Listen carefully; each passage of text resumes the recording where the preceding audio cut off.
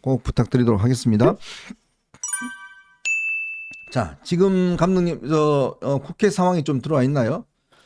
아직까지 국회가 지금 아직 개원은 이 본회의가 열리진 않는 것 같습니다. 지금 일단 문제는 네.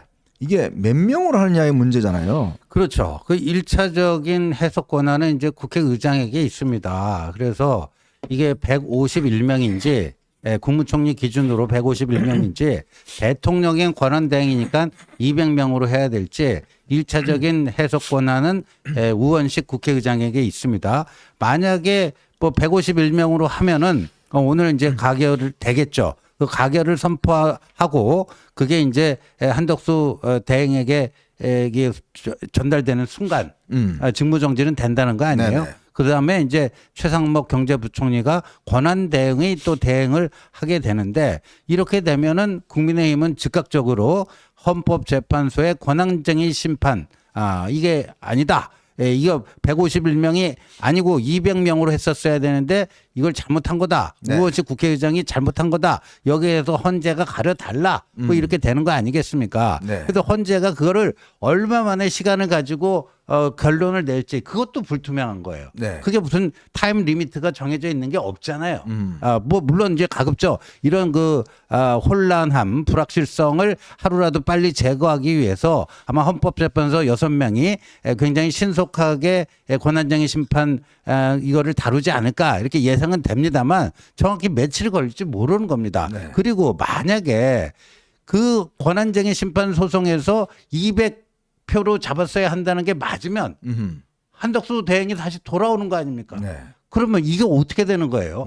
그렇게 무리하게 이거를 탄핵을 추진한 이재명과 그렇게 잘못된 법적 해석을 한 우원식은 뭐가 되는 겁니까? 그러니까 이게 국민의힘의 이제 친윤들은 은근히 바라는 시나리오가 지금 그거 같아요. 네. 그렇게 되면은 이게 이제 윤석열 대통령의 잘못된 비상계엄으로 완전히 이제 궁지에 몰렸는데 오히려 이재명이 오바를 떨어가지고 이렇게 되면은 이제 뭔가 이제 좀 균형이 잡히지 않을까. 국민의힘의 이제 친윤계는 그런 정치적 셈법을 가지고 있는 것 같은데 네. 저는 다 좋습니다. 그게 뭐 정치적 셈법으로는 크게 틀리지 않은 걸 수가 있어요. 그런데 여기서 한번 물어보자고요. 나라와 국민은 어떻게 되죠? 네. 거덜납니다. 거덜나요.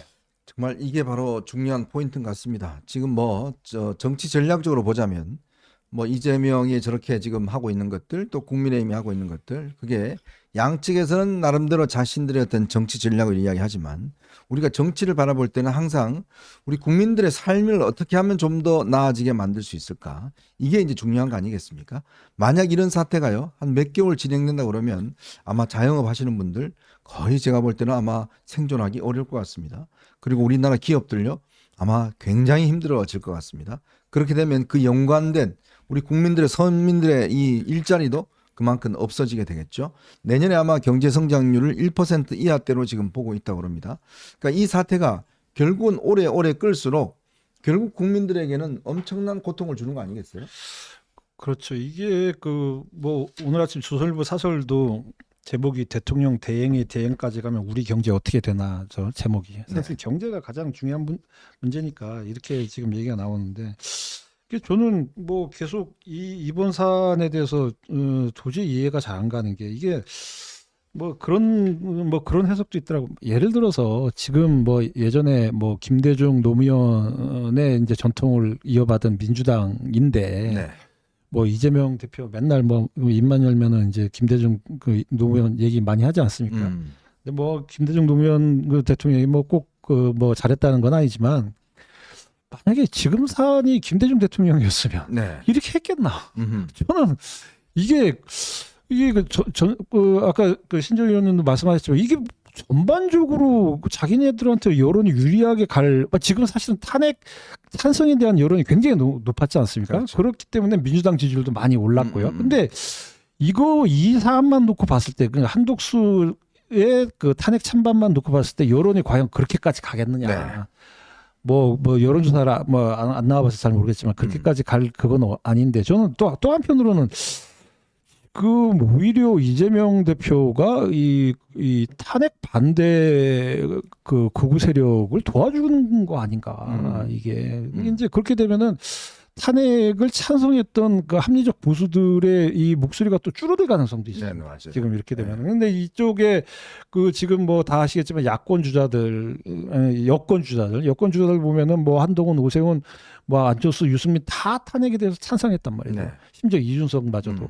근데 유일하게 이제 홍준표만 그 탄핵에 대해서 반대하는 입장이었고. 근데 사실 누가 보더라도 이 탄핵을 반대한 사람이 이제 여권의 후보가 될 경우에는 그냥 무난하게 질 거다라고 네네, 하는 뭐 맞아요. 그런 예측이 많이 나오고 있는데 네. 이쪽을 도와주려고 이러나. 난뭐 그런 뭐 실제로 그럴 가능성이야 뭐 별로 없다 손 치더라도 그런 음모론까지 머릿속에 떠오르더라고요. 네. 이게 어제 제가 좀 보니까 한덕수 대행이 좀 달리 굉장히 막 강경한 입장들을 냈잖아요. 그러니까 여야 합의를 하지 않으면 통과시키지 않겠다. 사실 뭐 합의가 지금 이루어질 가능성이 거의 없는 상황에서 통과 안 시키겠다는 의미로 받아들였잖아요. 네. 그러니까 한덕수 대행이 원래는 그런 입장이 아니었다고 그래요. 그러다가 그것이 조금 중간에 좀 상황이 바뀌었다고 그럽니다. 바뀐 이유는 아마 제가 볼 때는 여권과 용산에 아마 소통이 있었지 않겠는가 그런 생각이 좀 드는데 어쨌건 여기서 또 이제 그랬으면 사실 이재명 입장에서 보면 물론 이제 마음은 급하겠지만 근데 이게 지금 대행까지 탄핵시키고 그다음에 최상목 부총리도 지금 오늘 그 이야기 했지 않습니까? 이 총리를 지금 탄핵시키는 거는 이 내각 전체를 탄핵시키는 똑같다. 그렇죠. 그 이야기는 뭐냐면 한덕수 대행이 만약에 탄핵이 되더라도 내가 대행이 되더라도 똑같은 입장을 가질 것이다. 즉 그 입장 한덕수 대행이 가졌던 이제 여야 합의를 하지 않으면 헌법재판관들에 대해서 임명을 하지 않겠다는 그 입장을 똑같이 가지면 그럼 그때부터는 이제 줄탄핵이 시작되잖아요. 그렇죠. 근데 그게 정말 민주당이야 이재명한테 정말 이게 유리한 구도입니까? 저는 전혀 아니라고 봐요. 그러니까 이재명이 지금 상황 판단 능력이 완전히 윤석열 대통령이 비상계엄을 발동한 것도 정상적인 판단 능력 상실인데 네. 지금 이것도 이재명의 판단 능력 상실이라고 볼 수밖에 없습니다. 저는요, 제 개인적인 의견은 한덕수 권한대행이요, 헌법재판관 3명 저는 임명을 했어야 된다고 봅니다. 임명을 했어야 된다고 봐요. 그런데 한덕수 권한대행이 그렇게 좀 임명을 보류한다 해서 이재명이 이걸 바로 탄핵을 시킨다 하는 것은요, 일단 지금의 3명 공석 사태를 만든 그 원인이 어디 있습니까? 네. 이미 10월에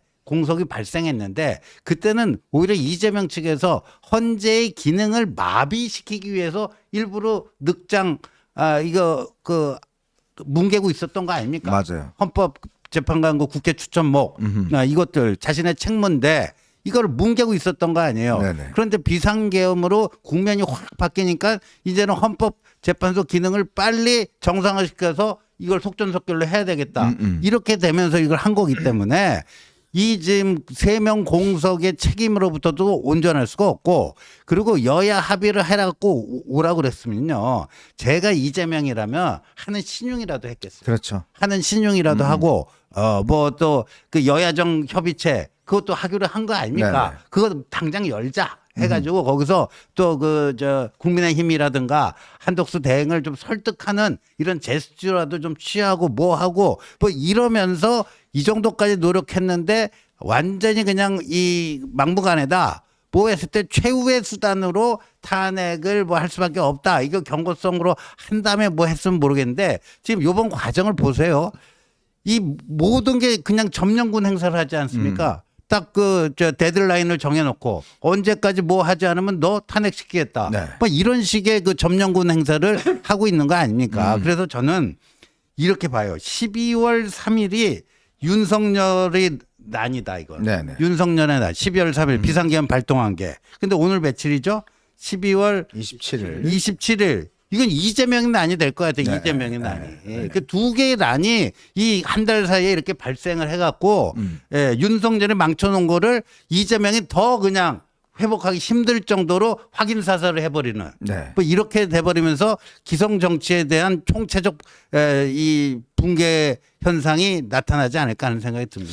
그러니까 이제 윤석열 대통령이 군대를 동원해서 사실은 국회를 어떤 면에서 뭐 이제 완전히 무시하고 깔아뭉개려고 했다 그러면 네. 이재명은 이제 입법권이라는 그 다수 의석을 이용해서 그렇죠. 정부를 완전히 뭉개버리는 그렇죠. 이러한 상황이 지금 벌어지는 거 아니에요? 네. 그러면 솔직히 하게 쌤쌤이 돼버리는 겁니다. 이 두 가지의 일이 쌤쌤이 되면서 그냥 이제 뭐 이전 투구로 그냥 가는 거거든요. 그러니까 지금 오늘 저는 이 민주당이 정말 머리가 나빠서 그런지 모르겠지만 내부에 너무 강경론이 있어 모르겠지만 사실 지금은 모든 걸 이뤄냈잖아요. 그렇죠. 본인들이 그동안 그렇게 원했던 조기 대선이 눈앞에 온 상황 아니겠습니까?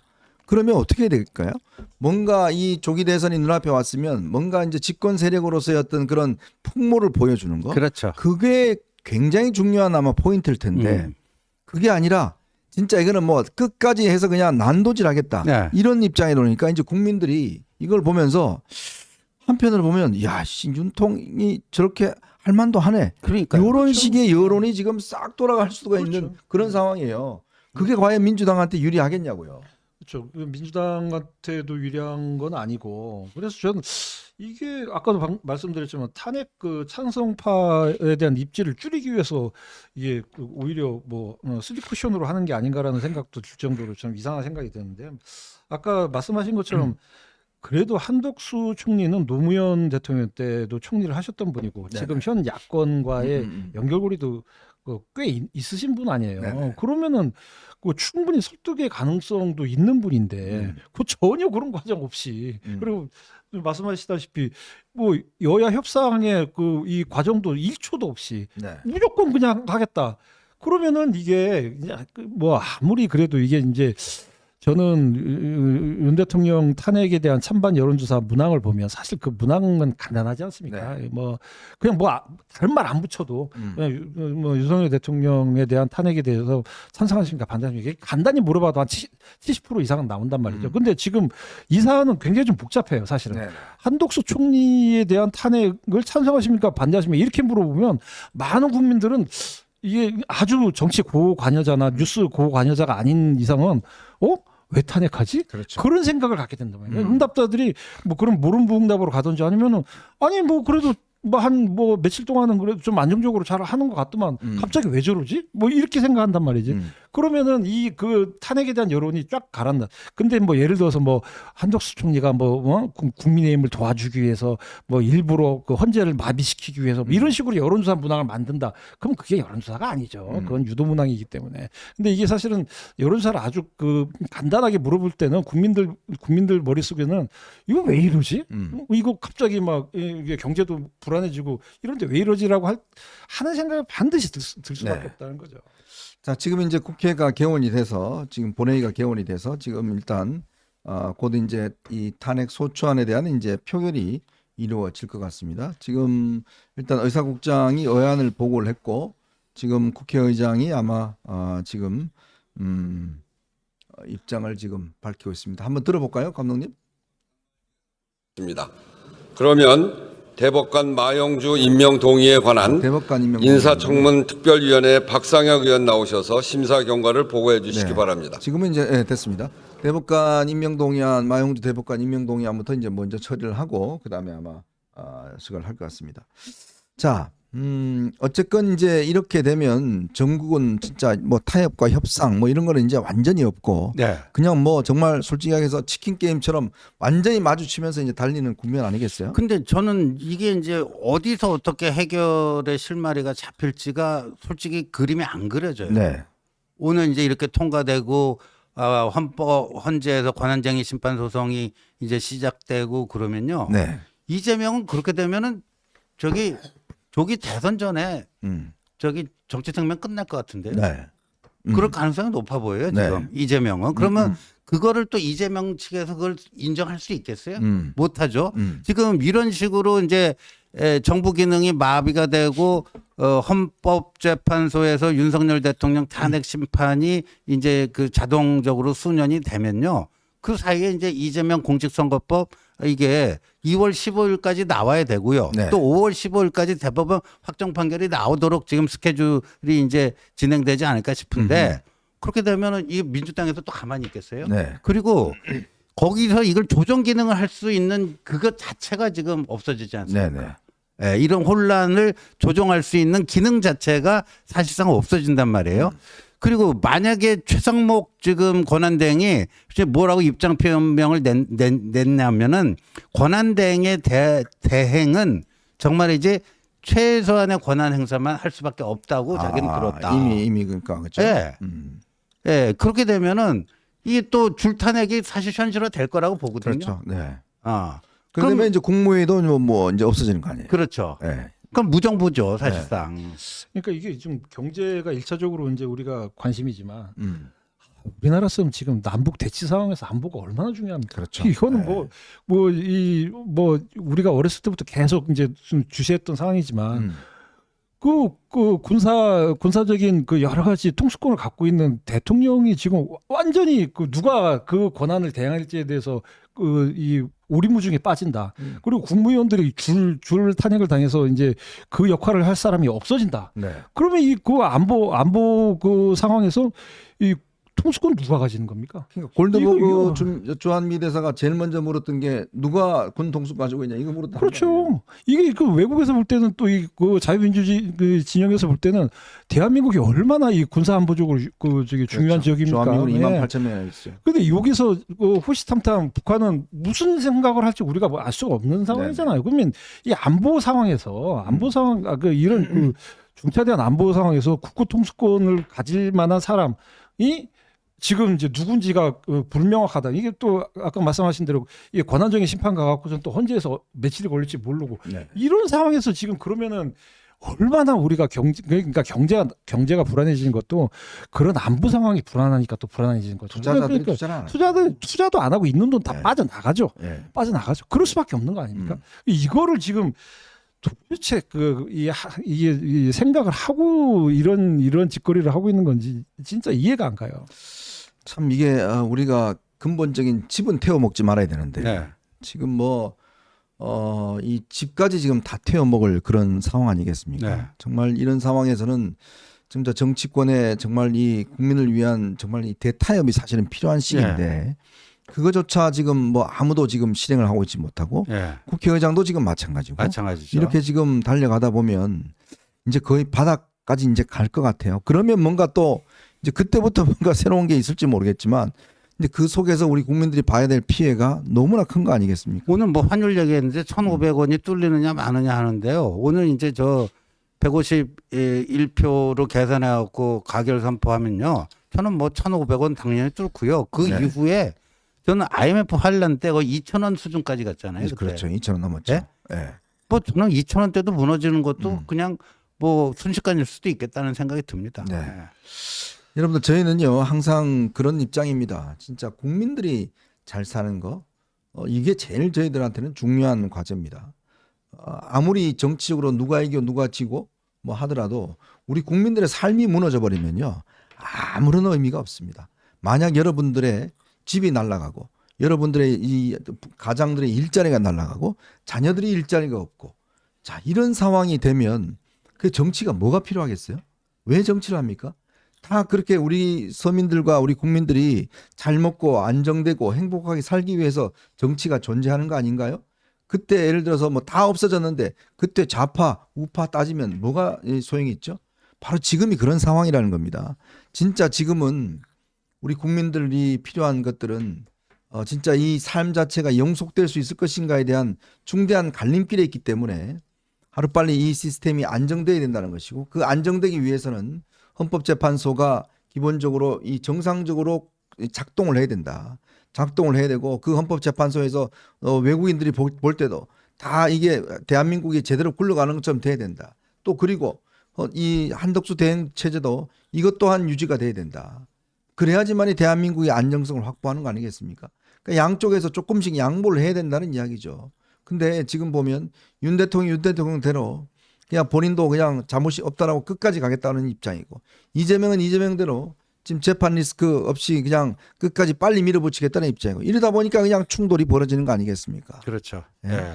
이게 지금 이번 사안에서 눈여겨볼 점이 그 요즘 뭐 이재명 대표 얘기하는 거 보니까 일본에 대해서 어젠가 그제 뭐라 그랬죠? 예. 뭐 일본을 신뢰하고 있다라 그랬냐? 아니면 뭐 사랑한다 그랬나? 뭐라 그랬나? 기관졌어요 진짜. 그러니까 지금까지 우리가 지금 저기 뭐야 후쿠시마 그 원전 이 오염수 때문에 우리나라가 그 관련해서 이제 쓴 비용이 조 단위로 썼다고 그러잖아요. 네, 맞아요. 조 단위로.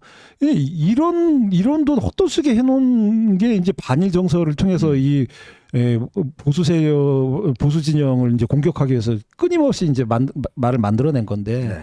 이제 와서 또 말 바꾸잖아요. 근데 이제 그러면서 또 계속 또 얘기한 게 수권 정당의 모습을 보인다라고 하는 걸 이제 보여주려고 하지 않습니까? 네. 근데 이번 사태에서 우리가 정확하게 이제 판단을 해야 될 건 뭐냐면 수권을 생각하는 정당이 과연 저럴 수 있을까?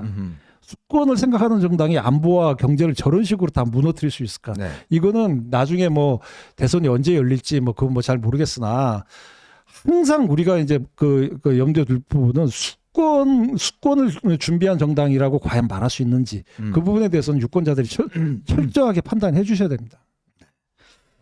참 이재명의 자충수로 인해서 또 한 번의 국정의 위기가 찾아오고 이렇게 되면 이제 쌤쌤이 되는 그런 지경으로 이제 가는 것 같습니다. 이렇게 되면 참 혼란이 언제 우리가 끝날지 모르겠지만 참 걱정스러운 대목들이 있는 것 같습니다. 자, 저는 이제 두 번째 이슈로 한번 넘어가 보겠습니다. 여러분 보시면서요 구독과 좋아요 알림 꼭 부탁드리겠습니다.